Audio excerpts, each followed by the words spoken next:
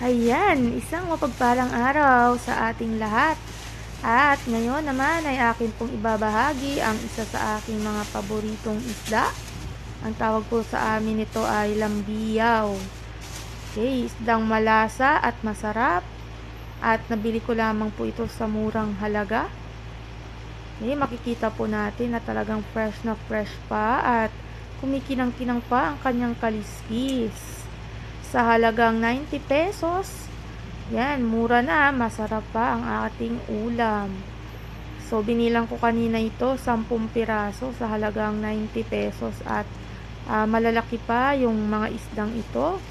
So, minsan lang ako makasumpong nito sa palengke, pero kapag nakita ko, talagang bibili at bibili ako. Hindi ko pinalalagpas kasi masarap po talaga ito. At ito na po at nahugasan na po natin ang ating isda. And then, kung kayo po ay pamilyar sa ganitong paraan ng pagluluto or pag-iihaw, hindi po natin kailangan gumamit ng uling.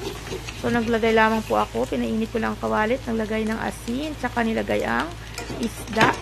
Hanggang sa ito ay maluto sa init. Ayan, so narito na ang ating inihaw na lambiyaw. Kain po tayo! Kain.